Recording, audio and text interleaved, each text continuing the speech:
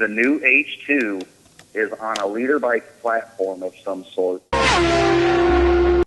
and makes anywhere near that horsepower, I venture to see that bike easily being able to go in the 980 to 970 range, around 150 to 155 miles per hour. I do not see that being an issue at all.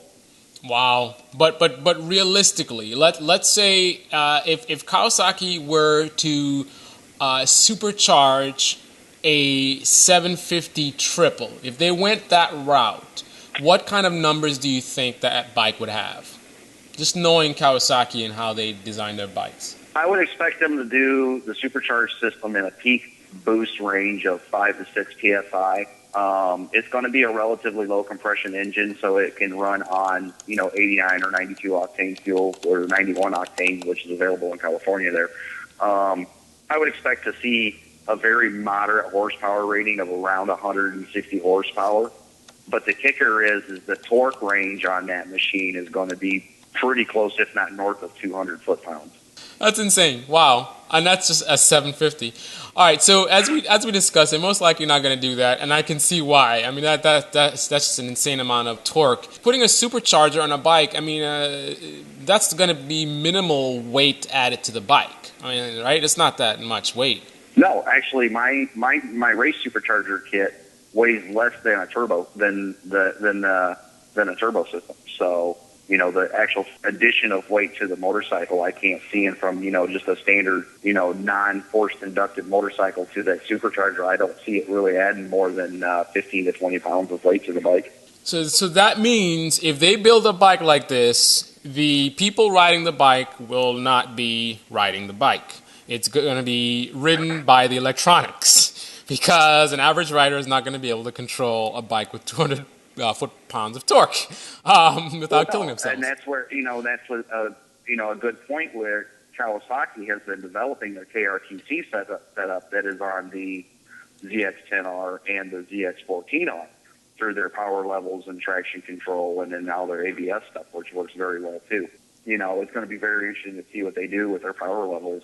I'm sure they'll have some form of an A, B, and C level. Do you have any idea what ZX-14 stock compared to a BMW S1000 RR, or actually rather the HP4? How close are they in performance? I'm not very familiar with the HP4. The S1000 RR isn't too far off the mark on stock horsepower. I've seen them anywhere from 169 to 175 horsepower in stock form.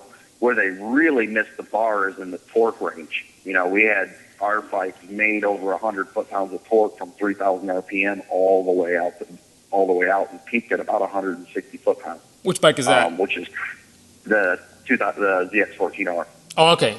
So S1000 RR just barely breaks 100 foot-pounds of torque. I think the best one I've seen was 106 foot-pounds. So the torque is where the bike doesn't get this, especially the linear pull that you get from the seat of the pants, on the highway, or, when you twist the throttle on the bike, and especially in the drag strip form. Now, that's not to say that the S1000 RR is not a slouch. I have seen those bikes in relatively close to stock form go very deep into the 9-second range, but it's a case where it's RPM versus low-range grunt. And what if they did something with, say the ZX-10 platform, at least to start with? My understanding is most likely this is going to be a new engine, but bottom line, 1,000cc engine, and they supercharge it. What kind of numbers are you expecting on that bike?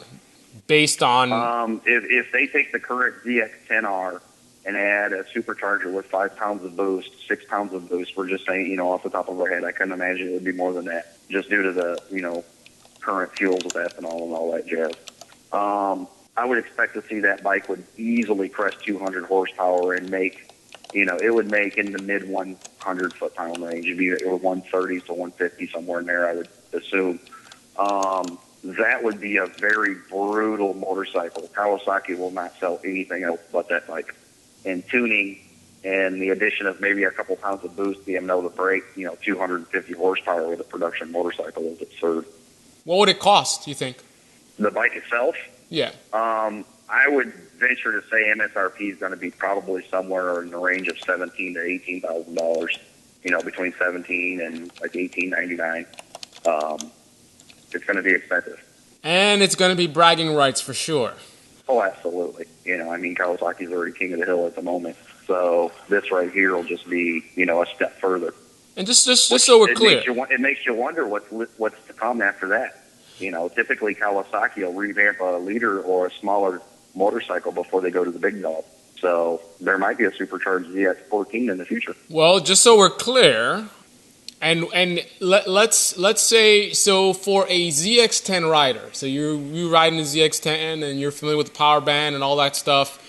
If you were to jump off of that bike and jump onto this bike, if those numbers are correct, if 200 horsepower, 130 foot-pounds of torque, supercharged, what's the difference that rider is going to see in that bike in terms of how it feels when he twists that throttle and goes through the gears?